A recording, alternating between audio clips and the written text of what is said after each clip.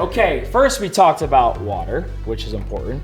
Second thing we're gonna talk about is probably about 99% of us use on a daily basis, unless you're Isaiah back here who says he doesn't drink any caffeine. I still don't believe him. I think he's the only human on He's the planet the only human being drink who doesn't use that is caffeine. So you're probably asking yourself, how much should I drink? What's a safe amount? And there's a range you guys should live by on a daily basis, okay? So obviously the bottom end of the range is 0 milligrams. You don't drink any caffeine. You're just all water or Diet Coke or whatever. You got this type of energy. You don't even need the caffeine. Woo! You're born that way, and again, you are a small percentage of the population who are that don't need any caffeine. The top end of the range, you do not want to get more than 500 milligrams in a day. Woo! You don't want to do it. And again, I would advise you not starting off this way if you're just like, tomorrow I'm going to be like, tomorrow's going to be the first day I drink caffeine ever. I'm going to drink 500 milligrams. I wouldn't do that either, okay? Exercise, you progress in that, but the caffeine consumption on a daily basis, again, you don't want to start at 500. You want to build your way up through that range on a daily basis, okay? The other thing about this is not drinking caffeine too close to when you go to sleep.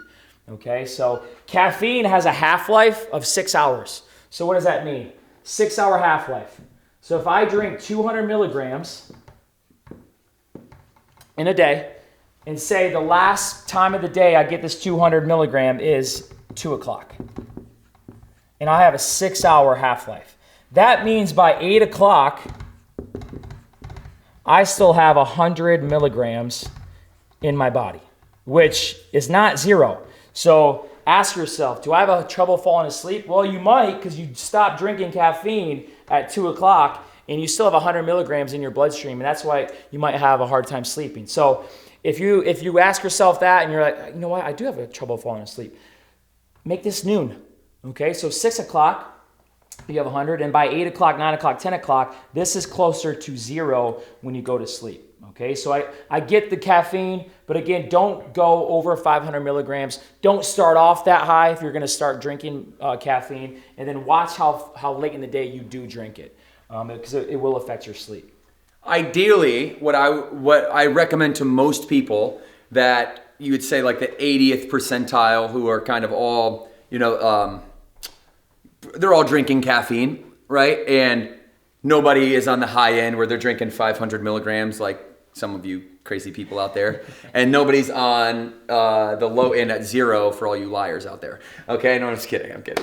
So 0 to 500, right? Okay, so you want to be in there. I recommend just like a practical tip is to stay right here and get this before your workout. And for those of us that work out in the morning, that's my favorite time to work out. I try to get that in before your workout. And why is that important? Well, because I want to, 2 things. If you're using Ignite, you're going to have, which is our product, our Burn Nutrition product. If you're using Ignite, you're going to have beta-alanine in it. Beta-alanine is basically like a lactic acid inhibitor, and lactic acid is the thing that makes you very sore, right? So like if I'm inhibited by my movements, of course, it's like very painful for me to walk up my stairs, of course I'm not going to go train my legs, right? So beta-alanine is an inhibitor, and it's going to help flush some lactic acid out.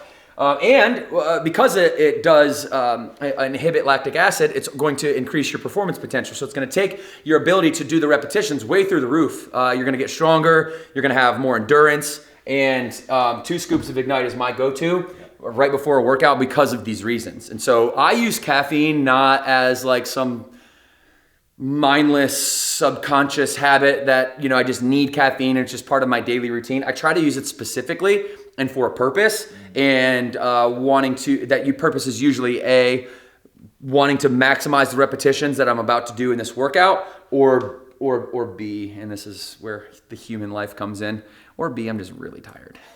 And I got 3 kids and they're like pulling on my face, and I'm like, give me some caffeine so I can wake up and get things done and get my kids going and get out the door. Sometimes I need that.